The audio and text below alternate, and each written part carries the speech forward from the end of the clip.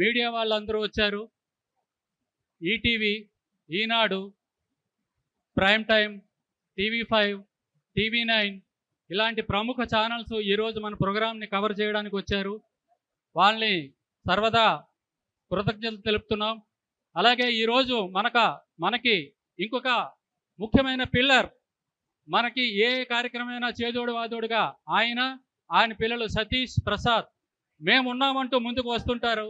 వాళ్ళు కాళ్ళ రామారావు గారిని సగౌరవంగా వేదిక మీదకు ఆహ్వానించాల్సిందిగా కోరుతున్నాం. కాళ్ళ రామారావు గారు. సభాసదులందరికీ చిన్న విన్నపం, మనకి మీడియా వాళ్ళందరూ వచ్చారు. వాళ్ళు ముఖ్యమైన, వాళ్ళకి చాలా బిజీ షెడ్యూల్ ఉంటుంది. అంత పెద్ద ఛానల్స్ మన కార్యక్రమాన్ని కవర్ చేయడానికి వచ్చారు. వాళ్ళ తాలూకా టైమింగ్ని కూడా మనం దృష్టిలో పెట్టుకోవాలి. వాళ్ళు ముఖ్యమైన మన అతిథి తాలూకా మాటల్ని రికార్డ్ చేసి మేము వెళ్తామంటే మాకు వేరే ప్రోగ్రామ్స్ ఉన్నాయి అని అంటున్నారు. సో ఒక కొద్దిసేపు మాతో భరించాల్సిందిగా ఆయనతో వాళ్ళు సంభాషించుకుంటారు. ఒక 5 minutes 10 minutes మీరు వెయిట్ చేసి వాళ్ళకి మన పని పూర్తి చేస్తే మన కార్యక్రమం మళ్ళీ కంటిన్యూ అవుతుంది. ఆయన కన్వీనర్, ఆయనకి ఒక 2 నిమిషాలు ఈ జాయింట్ యాక్షన్ కమిటీ ఏం చేస్తుంది, మనం ఎంతవరకు సాధిస్తామన్నది వివరించవలసిందిగా కోరుతున్నాం. తర్వాత ఈనాటి ముఖ్య అతిథి మన రమణారావు గారికి, ఎరుబోతు రమణారావు గారికి సన్మాన కార్యక్రమం ఉంటుంది. సన్మాన కార్యక్రమం తర్వాత మనం ఈనాటి ఇంపార్టెంట్ ఏదైనా ఏ మీటింగ్ అయినా చేసుకుందాం. ఆ బ్రేక్ అయిన తర్వాత మళ్ళీ మనకి చాలామంది అతిథులు ఉన్నారు, వాళ్ళందరినీ మనం సత్కరించుకోవాలి. సో మళ్ళీ యథావిధిగా ఆ గంట సేపు బ్రేక్ ఇచ్చి మళ్ళీ మీటింగ్ స్టార్ట్ అవుతుంది. ఇదే అతిథులతో ఇదే మీటింగు. ఈయన మాట్లాడిన తర్వాత మన ఎరుబోతు రమణారావు గారికి సన్మానం చేసుకుంటాం. అయిన వెంటనే భోజన కార్యక్రమం మొదలు పెడతాం. భోజన కార్యక్రమం అయిన తర్వాత మళ్ళీ సేమ్ యథావిధిగా మీటింగ్ స్టార్ట్ అవుతుంది. ఎందుకంటే మన వాళ్ళు చాలామంది పెద్దవాళ్ళు ఉన్నారు. బీపీ, షుగర్లు అనేది ఈరోజు కామన్ థింగ్. సో వాళ్ళకి భోజనం పడాలి కాబట్టి కేవీ రావు గారిని మాట్లాడవలసిందిగా కోరుతున్నాం.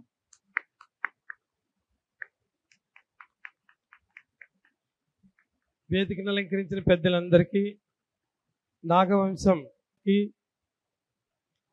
అలాగే ఈ 26 కులాల తరపున పోరాడుతున్నటువంటి జేఏసీ నాయకులందరికీ, ఈరోజు ఇక్కడికి విచ్చేసి ఈ పిక్నిక్ సందర్భంగా ఒక్కసారి మనకు జరుగుతున్నటువంటి అన్యాయాన్ని మనలో మనం అందరం తెలుసుకోవడం, దానికి కార్యాచరణతో ముందుకు వెళ్ళడానికి, ఉద్యమించడానికి కారణమైనటువంటి అందరికీ కూడా నమస్కారం. నేను అతి తక్కువ సమయంలోనే ఏం జరిగింది అనేది వివరిస్తాను. మీ అందరికీ తెలుసు, 2014లో అవిభక్త ఆంధ్రప్రదేశ్ 2 రాష్ట్రాలుగా విడిపోయినప్పుడు మరి అప్పటికి 138 కులాలు ఈ రాష్ట్రంలో, ఉమ్మడి రాష్ట్రంలో బ్యాక్వర్డ్ క్లాసెస్గా ఉన్నప్పుడు, తరువాత అదే సంవత్సరం 2014లో జూన్ 2 తర్వాత తెలంగాణ ఏర్పడిన తర్వాత ఒక 4-5 నెలల్లోనే ఒక జీవో ద్వారా మన నాగవంశం అలాగే ఇంకొక 25 కులాలని ఈ బీసీ స్టేటస్ తొలగించడం జరిగింది. ఇది చాలా బాధాకరమైన విషయం, అలాగే దారుణమైనటువంటి విషయం. ఎందుకంటే ఏదైనా ఒక బ్యాక్వర్డ్ క్లాసెస్ కమ్యూనిటీని తొలగించాలి అంటే ఇప్పుడు ఆనాటికి ఉన్న రూల్స్ ప్రకారం, ఇప్పటి వరకు ఉన్న రూల్స్ ప్రకారం, సుప్రీంకోర్టు గైడ్లైన్స్ ప్రకారం, మన రాజ్యాంగం ప్రకారం national commission for backward classes యొక్క సూచనల మేరకి ఆ రాష్ట్ర బ్యాక్వర్డ్ క్లాసెస్ కమిషన్ యొక్క డైరెక్షన్ లేకుండా, సూచనలు లేకుండా ఒక కులం వెనకబడిందా లేదా అన్నది చెప్పడం, దాని యొక్క రికమెండేషన్స్ లేకుండా ఏ విధమైనటువంటి తొలగింపు కానీ, ఏదైనా ఒక కులాన్ని తొలగించడం, ఏదైనా ఒక కులాన్ని యాడ్ చేయడం జరగకూడదు. కానీ అటువంటిది చాలా అక్రమంగా, ఇల్లీగల్గా మన ఈ 26 కులాలని తొలగించారు. అయితే అప్పటి నుంచి కూడా ఈ కులాల తరపు నుంచి ఒక జేఏసీగా ఏర్పడి మరి మన నాగవంశం కులం నుంచి అలాగే మిగతా కులాల నుంచి అయితే సుప్రీంకోర్టులో కూడా మనం నిజానికి మనకంటే ముందు 2000లో జార్ఖండ్, ఛత్తీస్గఢ్, ఉత్తరాఖండ్ లాంటి 3 రాష్ట్రాల్లో ఇటువంటి పరిస్థితి ఎదురైనప్పుడు విభజన జరగడం వల్ల ఇలాంటి సమస్య వచ్చినప్పుడు వాళ్ళు కూడా కోర్టుకి వెళ్ళినప్పుడు సుప్రీంకోర్టు కొన్ని సంవత్సరాల కాలం తీసుకున్న క్లియర్గా జడ్జిమెంట్ ఇచ్చింది. ఆ జడ్జిమెంట్ ప్రకారం ఒక అవిభక్త రాష్ట్రంలో బీసీగా ఉన్న అతను వేరే ఉద్యోగ రీత్యా కానీ వేరే విభజన రీత్యా కానీ రెండో రాష్ట్రంలో ఉన్నా సరే ఆ బీసీ స్టేటస్ వర్తిస్తుందని చెప్పారు. సుప్రీంకోర్టు స్పష్టమైన తీర్పు ఇచ్చింది. కానీ దురదృష్టం ఏంటంటే మనం సుప్రీంకోర్టులో ఆ కేసుని బెంచ్ మీదకి రాకుండా మరి తెలుసు కదా ప్రభుత్వాలు వాళ్ళ పవర్ఫుల్ అడ్వకేట్స్తో డబ్బులు ఖర్చు పెట్టి మరి మనకి బ్యాక్వర్డ్ క్లాసెస్ కమిషన్ నుంచి రిపోర్ట్ రాకుండా కాలయాపన చేస్తున్నారు. దీనికోసం నేను ఇవాళ మా జేఏసీ అంతా ఇక్కడికి వచ్చింది. సుప్రీంకోర్టులో కేసు వచ్చేలా చేసుకుందాం. కేసు వచ్చిందంటే మనం డెఫినెట్గా నెగ్గుతాం. 100% సుప్రీంకోర్టు ఆల్రెడీ డిసైడ్ చేసినటువంటి మ్యాటర్ ఇది. దీంట్లో కొత్తగా మనం ఏమి వాదనలు పెద్దగా వినిపించాల్సిన పని కూడా లేదు. అదేవిధంగా మరి నాగవంశం తరపు నుంచి ఇతర కులాల నుంచి పొలిటికల్గా కూడా చాలా ప్రయత్నాలు చేస్తున్నారు. దానివల్లనే మనకి గత ప్రభుత్వం ఈ ప్రభుత్వం ఎలక్షన్కి ముందు కూడా అనేక మంది కృషి చేస్తున్నారు. అంచేది ఈ ఆర్గనైజ్ చేసినటువంటి పెద్దలందరికీ నాకు ఈరోజు మీతో ఇది పాలు పంచుకోవడానికి అవకాశం కల్పించిన వారికి ధన్యవాదాలు తెలియజేస్తూ దయచేసి మనం అందరం ఏకతాటి మీద నిలబడి మళ్ళీ మన కులాలని బ్యాక్వర్డ్ క్లాసెస్లో చేర్చుకోవడానికి ప్రతి ఒక్కరూ కూడా మీ చేతులు అందించాలని కోరుకుంటూ సెలవు తీసుకుంటున్నాను. నమస్కారం. దయచేసి సభాసదులందరికీ ఒక చిన్న విన్నపం. నిశ్శబ్దంగా ఉంటే వీళ్ళు ఏం మాట్లాడుతున్నారో ఏమిటి అనేది వినిపిస్తుంది. సభని మన అతిథుల తాలూకా సూచన విన్నపం మేరకు చాలా ఫాస్ట్గానే మేము ముగిస్తామేమో, అది గమనించవలసిందిగా కోరుతున్నాం. ఈరోజు మన ఇంకొక ముఖ్య అతిథి జరజాపు ఈశ్వరరావు గారు వేదికనొచ్చి ముఖ్య అతిథులకు కూడా క్లుప్తంగా మాట్లాడవలసిందిగా కోరుతున్నాం.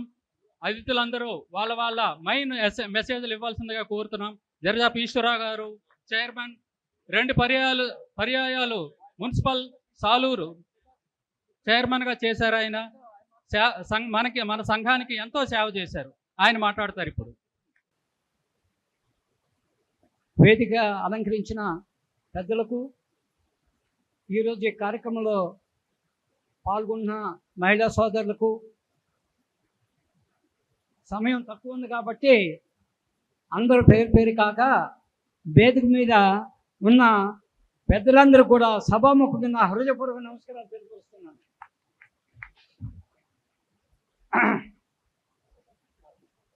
ఇంతవరకు చేసింది వేరు. ఇప్పుడు మంచి సబ్జెక్టు మీరు ఇప్పటి వరకు ప్రాసెస్ ఏం చేశారనేది మీ కమిటీ మెంబర్లు అందరి వరకు ఇంతవరకు తీసుకొచ్చినందుకు నా అభినందన సభాముఖంగా మీ అందరికి కూడా తెలియపరుస్తున్నాను. ఒక చిన్న విషయం, ఇంతవరకు జరిగిన ప్రభుత్వంలో ఇంతవరకు ప్రాసెస్ స్టార్ట్ అయ్యింది.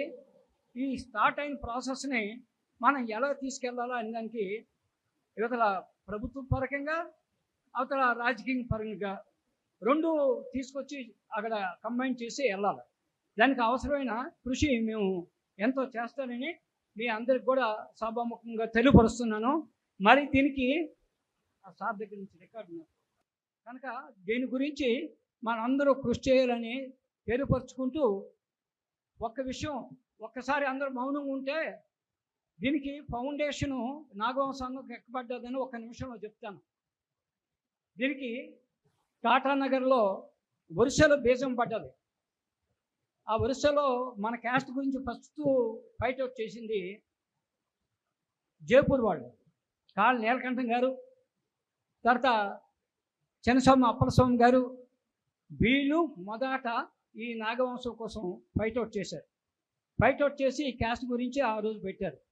తర్వాత సంఘం పెట్టిన తర్వాత కొన్నాళ్ళ తర్వాత మొఖన్ నారాయణరావు గారు, అలాగే విజయనగరంలో కాల్పైడి గారు, అవన సూర్యబాబు గారు, మిగతా పెద్దలందరూ కూడా ఎంతో కృషి చేసి అలా నిలబెట్టారు. ఇంతవరకు ఎక్కడ జారిపోకన్నాను కనుక మనం ఇంతవరకు కృషి చేసిన పెద్దలు మనం మర్చిపోకన్నా మన కృషి ఏదో ఇప్పుడు ఈ చెప్పిన సబ్జెక్ట్ ఇప్పుడు అర్థమైంది కాబట్టి మేము తప్పకుండా మా వంతు మీ సాయం చేస్తాము.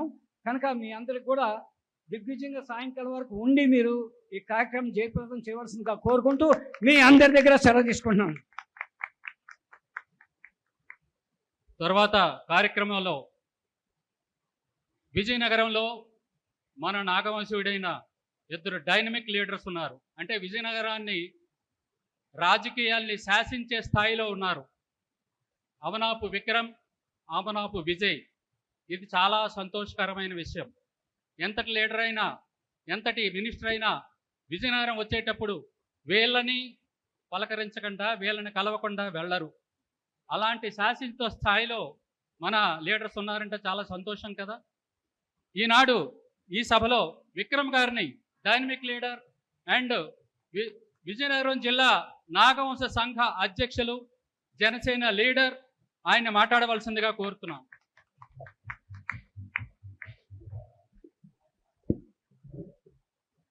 అందరికీ నమస్కారం. ఈరోజు తెలంగాణ నాగవంశ సంక్షేమ సంఘ ఆధ్వర్యంలో జరుగుతున్న ఈ వనభోజన మహోత్సవ కార్యక్రమానికి విచ్చేసిన నాగవంశీయ సోదరమణులకు, పెద్దలకు, యువకులకు, చిన్నపిల్లలకు అందరికి కూడా నా ప్రత్యేక నమస్కారాలు తెలియజేసుకుంటున్నాను. అలాగే వేదికను అలంకరించిన పెద్దలందరికీ కూడా నా యొక్క ధన్యవాదాలు తెలియజేసుకుంటున్నాను. ముఖ్యంగా ఈ కార్యక్రమంలో మమ్మల్ని కూడా భాగస్వామ్యం చేసినందుకు చాలా సంతోషంగా ఉంది.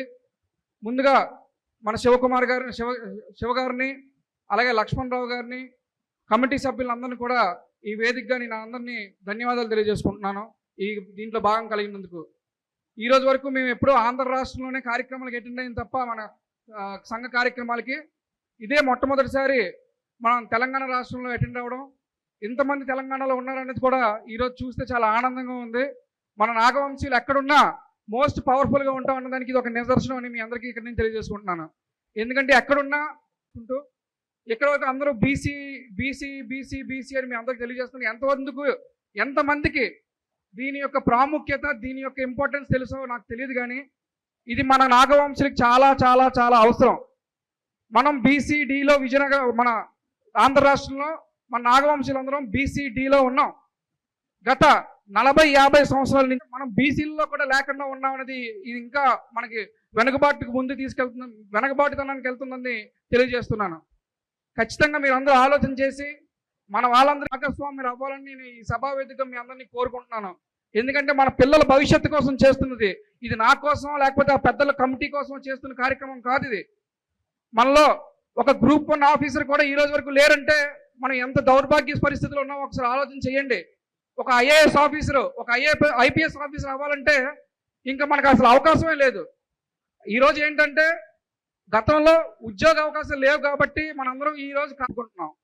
వాళ్ళందరికీ మనం తీసుకోవాల్సిన రుణం ఏమిటంటే మనం బీసీడీ నుంచి బీసీఎల్లోకి వెళ్ళడం, మన నెక్స్ట్ జనరేషన్ అయినా పిల్లలైనా ఒక మంచి గవర్నమెంట్ జాబ్స్లో ఒక ఐఏఎస్ ఐపీఎస్ క్యాడర్స్లోకి వెళ్ళే విధంగా ముందుకెళ్ళాలని నేను కోరుకుంటున్నాను. దానికి కావాల్సిన పోరాటాన్ని అన్నిటికీ మేము భాగస్వాములు అవుతాం. ఆంధ్రప్రదేశ్ నుంచి పూర్తి స్థాయిలో సహకారం అందిస్తాం.